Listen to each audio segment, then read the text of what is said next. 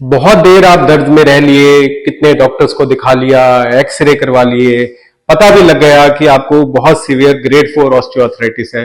आपने non surgical management भी कर ली, दवाइयां खा ली, पेन किलर खाते रहे, फिजियोथेरेपी करा ली, इंजेक्शन तक लगवा के देख लिए, और फिर भी आपकी पेन जो है वो आपकी क्वालिटी ऑफ लाइफ को बुरी तरह से बर्बाद कर चुकी है। और आपने आखिरकार मन बना लिया कि आप नी रिप्लेसमेंट सर्जरी करवाने जा रहे हैं।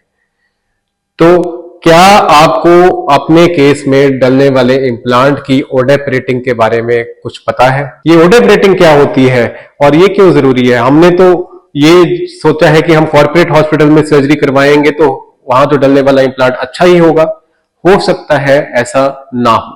Hello, I am doctor Sarabpreet Ahluwalia, director and revision joint replacement surgeon at spa hospital Mohali. और आज हम इतने इंपॉर्टेंट टॉपिक के बारे में बात करने जा रहे हैं कि अगर आप या आपका कोई भी जानने वाला नी रिप्लेसमेंट सर्जरी करवाने जा रहा है तो ये उसके लिए बेहद इंपॉर्टेंट है।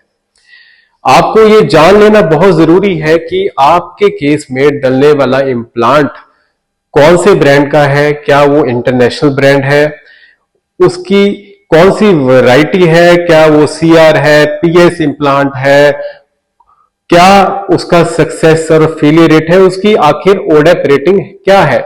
देखिए, ओडेप रेटिंग होती है ऑर्थोपेडिक डेटा इवैल्यूएशन पैनल द्वारा निकाली गई एक रेटिंग, जिससे कि ये पता लगता है कि किसी भी इम्प्लांट का जो लाइफ स्पैन है, लॉन्जेविटी है या फेलियर रेट है वो कितना है।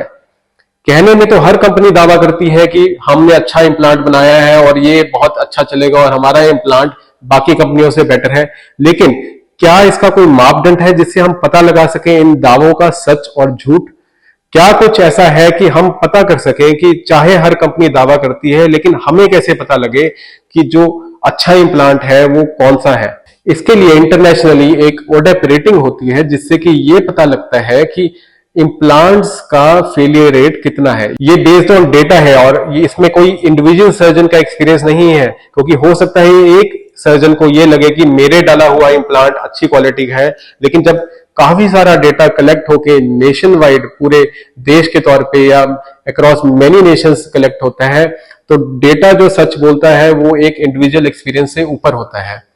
तो ओडेप रेटिंग में हमें ये पता लगता है कि जो आपके केस में डलने वाला इम्प्लांट है उसका फेलियर रेट कितना है। अच्छे इम्प्लांट्स उनको माना जाता है जिनकी ओडेप रेटिंग 7 या 10 स्टार से अबव हो। इसका मतलब ये है कि 10 साल यूज करने के बाद भी 95% से ऊपर लोगों में वो कोई प्रॉब्लम नहीं कर रहा और वो फेल नहीं हुआ।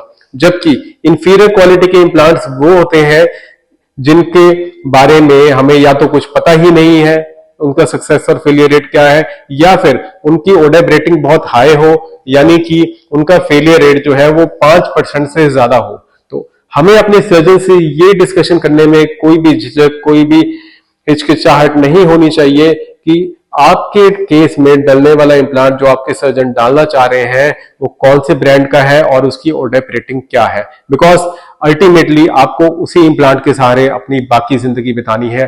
तो सिर्फ हॉस्पिटल की चकाचौंध लाइट्स और बिल्डिंग और ब्रांड नेम पे मत जाइए, अपने सर्जन को चुनिए, आपके केस में डलने वाले इम्प्लांट को चुनिए। Thank you.